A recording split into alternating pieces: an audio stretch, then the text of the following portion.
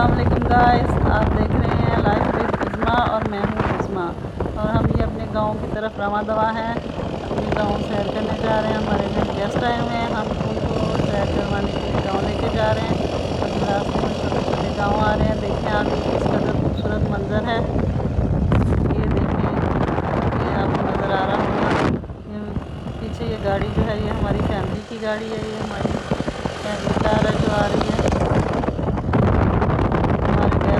हमारे साथ साथ हैं। ये देखे, ये शहर से आए हैं देहात देखने के लिए।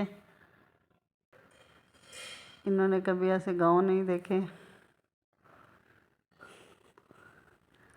और ये देखे गांव के खूबसूरत व्यूज़।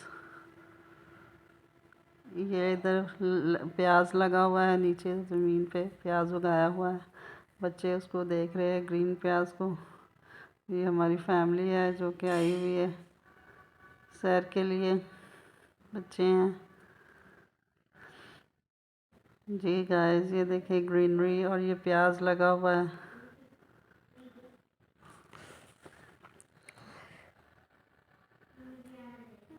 और ये देखें, इसमें कुछ कच्चा रास्ता भी है जी गाइस। ये हम लोग मुर्गे हैं जिनकी अभी फाइट करवाई जाएगी। देखिए गाइस, ये दो मुर्गे हैं, ये फाइटिंग वाले मुर्गे हैं। और ये इस पे हमारे बच्चे जो हैं वो रो रहे थे कि हमने ये मुर्गे ख़रीदने हैं, लेने हैं। और उनमें से एक मुर्गा हमें गांव में से गिफ्ट मिल गया। ये फाइटिंग वाला मुर्गा है और ये काफ़ी कीमती मुर्गे हैं। इनकी काफ़ी अच्छे से देखभाल की जाती है, काफ़ी कुछ इनको सिखाया जाता है। ये देखें इस तरह से ये फ़ाइट कर रहे हैं।